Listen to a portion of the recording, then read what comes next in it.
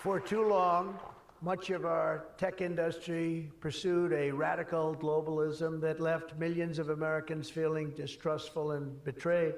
And you know that. Everybody knows that. Everybody in this room certainly does.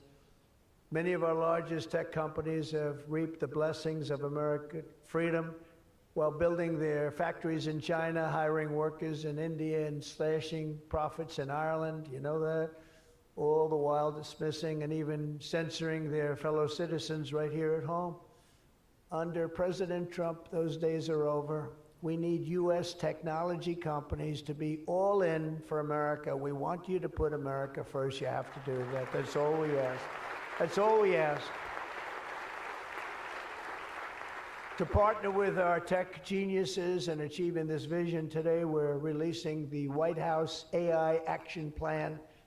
Big stuff, signing it right after this. In fact, I see it sitting right there. Maybe I should just sign it right now. Who the hell has to make the rest of this speech, right? But here are the pillars of the strategy. First, my administration will use every tool at our disposal to ensure that the United States can build and maintain the largest, most powerful, and most advanced AI infrastructure anywhere on the planet.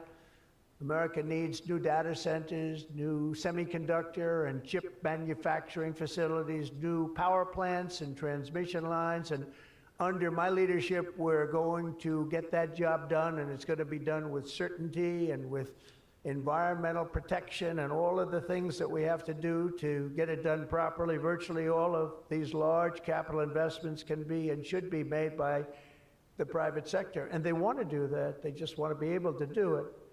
But for that reason, America must once again be a country where innovators are rewarded with a green light, not strangled with red tape so they can't move, so they can't breathe, and that's not going to happen. You're going to see things that you've never seen in this country before. So often, and I've been watching for many years, I've watched regulation. I've been a victim of regulation. A zone change that takes 6 years for a building in Manhattan or whatever, but I was good at zone changes, but it took a long time. By the time you got the zoning, the market changed. You didn't want to build the building. You say, well, but in some cases that made you lucky, didn't it? Huh? In some, not too many people understand that in this room, but in some cases, waiting for that approval as the market collapsed was a good thing, not a bad thing.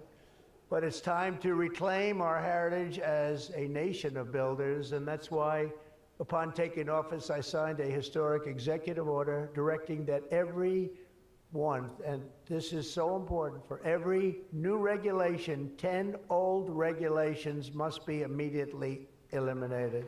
So we have old regulations that clog up the books that don't even mean anything anymore. You know, in my first term, I had more regulation cuts than any president in history times 4, and that included 2-term presidents where you're talking about 8 years. We had more than any other president, and I think we may even top it this year. We may very well be able to top it during this period of time, because you're really, you are a regulation-prone group, and we're looking to get those regulations out of your way so you can use your genius. Earlier this month, we also enacted the largest tax cuts in American history when I signed the One Big Beautiful Bill into law.